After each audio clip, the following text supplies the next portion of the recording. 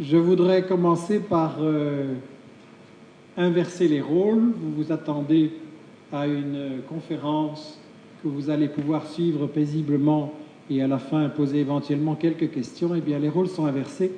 Si vous le voulez bien, c'est moi qui vais d'abord vous questionner. Voilà, moi je voulais vous poser une question concernant donc, le monde change, donc avec ce qui s'est passé, ce qui se passe en Libye. J'ai entendu que Chavez appuyait donc Kadhafi et je suis vraiment étonnée et je voudrais savoir ce que vous en pensez.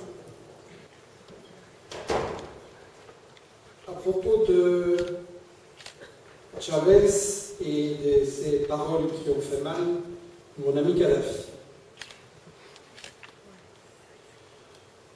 Je pense que pour avoir discuté avec Chavez et d'être entretenu avec lui et pour avoir séjourné là-bas et discuté avec beaucoup de gens, je pense qu'on peut faire confiance.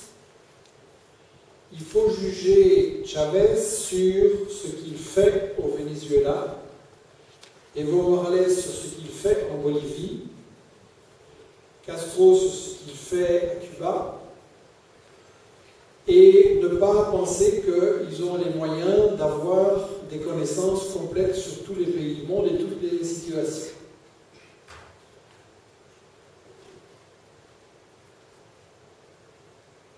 Je pense que c'est vraiment important de juger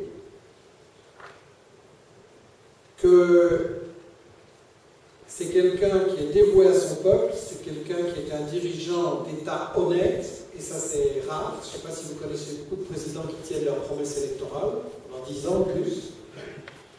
Et c'est quelqu'un qui a vraiment rendu la dignité et l'espoir aux Vénézuéliens. 80% de gens sous le seuil de pauvreté à son arrivée à la présidence, et maintenant 1,5 million de personnes qui ont été alphabétisées, un pays libre d'analphabétisme. Avant lui, 2 Vénézuéliens sur 3 n'avaient jamais vu un médecin et n'allaient jamais en voir parce que les médecins soignaient les riches et pas les gens non rentables. Maintenant, il y a des soins de santé perfectionnés à tout niveau, gratuits et de qualité pour tout le monde. Une lutte contre la pauvreté qui a fait énormément reculer le nombre de gens dans la pauvreté. L'argent du pétrole, l'argent qui était confisqué par les multinationales, au service de la création de coopératives, d'aide au travail, de formation professionnelle et de toutes sortes de programmes. Vraiment, la vie est en train de changer là-bas, de même qu'en Bolivie, même s'il reste beaucoup de problèmes de bureaucratie, de corruption, et vous ne changez pas une société comme ça en quelques années. Donc je pense qu'il doit être jugé sur ça. Je n'aurais pas dit Kadhafi est mon ami, mais je vais essayer qu'on réfléchisse sur pourquoi il a dit ça. Chavez, c'est quelqu'un qui a été à l'école des États-Unis, il a appris. Je vous signale qu'aux États-Unis, on a eu des coups d'État et sanglants dans pratiquement tous les pays d'Amérique latine. On a eu des invasions armées, on a eu des escadrons de la mort, des assassinats de dirigeants politiques par les États-Unis. Et donc, Chavez lui-même a subi 2 coups d'État fabriqués par les États-Unis. On veut l'assassiner. Il y a des centaines de millions de dollars chaque année, et encore maintenant sous Obama, qui sont dépensés pour fabriquer des opposants et installer des marionnettes comme Ben Ali Moubarak à la tête du Venezuela. On a fait la même chose avec Evo Morales, qu'on a voulu assassiner. Et donc, de ce point de vue-là, quel est le raisonnement de Chavez? C'est il faut construire un grand front international de résistance aux États-Unis. Les États-Unis sont le grand danger du moment de la planète, c'est vrai. Les États-Unis qui font la guerre partout, qui envahissent l'Irak, l'Afghanistan, qui arment Israël, qui menacent d'intervenir dans toutes sortes de pays, c'est le grand danger. Si on veut aller vers un monde multipolaire, plus équilibré, où il n'y aura pas comme ça un gendarme qui viendra vous menacer, vous agresser chaque fois que vous déviez du chemin souhaité, il faut isoler les États-Unis, il faut former ce qu'on appelle un grand front anti-impérialiste, une grande alliance de résistance. Alors là, dans cette alliance, vous la faites évidemment avec des gens qui sont proches de vous, hein, mais vous ne pouvez pas la faire seulement avec des gens qui sont proches de vous. Le monde étant ce qu'il est, vous n'avez pas des Hugo Chavez partout dans le monde entier, et donc vous devez aussi faire des alliances avec des régimes qui ne sont pas formidables, comme Poutine en Chine, en Russie, pardon, ou d'autres.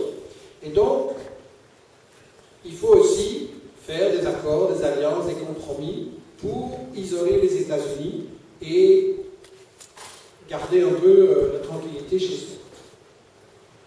Je pense que Chavez a réagi par rapport à ce qui s'est passé en Libye en voyant, ça y est, les États-Unis sont en train de faire tout le tam-tam pour une intervention militaire en Libye. Et je pense vraiment que si les États-Unis font une intervention militaire en Libye, ça va être encore pire que maintenant. Parce que si vous regardez la situation en Irak, si vous regardez la situation en Afghanistan, les problèmes sont pires quand même. Et pour ma part, je pense que Kadhafi, dans ses beaux jours, a posé une série d'actes de résistance aux États-Unis. C'est pour ça d'ailleurs qu'à l'époque, il était diabolisé. Là, dans la période plus récente, on a essayé de le faire reculer, on l'a fait reculer sur une série de points. Mais si les États-Unis veulent intervenir en Libye, il faut se poser la question, pourquoi ils veulent intervenir en Libye et pas en Tunisie, en Égypte, et pas à Gaza? Est-ce que quelqu'un ici dans cette salle pense que les États-Unis ont un gramme d'esprit humanitaire quand ils parlent d'intervenir en Libye? Est-ce qu'ils ont soutenu Ben Ali jusqu'au pied de l'avion? Ils ont soutenu Moubarak jusqu'au moment où vraiment ils ne pouvaient plus? Ils n'ont pas levé le petit doigt. Pire, ils ont armé Israël, ils ont protégé Israël pour massacrer les gens à Gaza. Mais par contre, en Libye, les États-Unis, ils voudraient voler au secours des Arabes parce qu'on ne peut pas massacrer les Arabes en Libye. Il est évident que ça, c'est un mythe, c'est un conte de fées, c'est plutôt un conte d'horreur, et que tout ce qui intéresse les États-Unis dans un pays, c'est le pétrole, le pouvoir, le fric. Et donc, il faut analyser ce qui se passe en Libye. Je condamne fermement la répression de Kadhafi, les crimes qui sont commis. Il faut analyser les différents courants qui sont là. Il faut se poser la question, je n'ai pas étudié ce problème à fond, mais notre équipe prépare une interview avec Mohamed Hassan qui va sortir lundi sur la Libye, que vous allez donc recevoir avec la newsletter depuis la semaine prochaine. Il faut comprendre l'histoire de la Libye. Il faut comprendre qu'une partie des groupes qui sont là sont des groupes financés par les États-Unis, qui veulent revenir à l'ancien système, qui veulent revenir à la royauté, à ses privilèges. Et je ne pense pas que la Libye elle a intérêt à ça. Moi, je pense que la Libye elle a intérêt à aller de l'avant. J'espère vraiment que, comme en Tunisie et en Égypte, on pourra avoir des forces plus progressistes qui vont réclamer un système de justice sociale et un État plus progressiste que Kadhafi en Libye.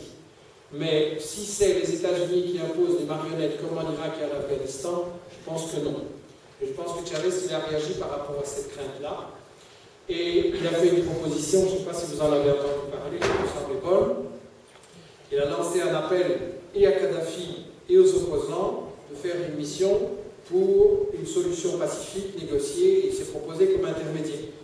Kadhafi a accepté, les autres ont refusé, et je pense que les États-Unis, ils ont intérêt, ils veulent à ce qu'il y ait une escalade, et donc je pense qu'ils sont pas honnêtes dans cette affaire-là. Voilà ce que je pense. La prochaine fois que je le rencontrerai, je lui dirai que même si son raisonnement de base est juste, elle n'a peut-être pas fait une bonne idée en appelant Kadhafi mon ami. En même temps, vous voyez le raisonnement qui est un raisonnement d'État à État et diplomatique. Il a aussi dans le même discours dit que le roi Fahd était son ami. On va discuter avec lui, je peux vous garantir qu'il n'en est rien du tout. Et que donc, c'est de la diplomatie. Chavez, il va se faire isoler par les États-Unis et donc il essaye de discuter diplomatiquement d'État à État. Mais nous, en tant qu'individus, on n'est pas tenus par les mêmes choses. Et on peut dire que Kadhafi est ce que nous en pensons. Mais on ne doit pas, à mon avis, se laisser piéger par les infos répandues par les États-Unis. Et l'idée d'une intervention militaire des États-Unis me semble pire que le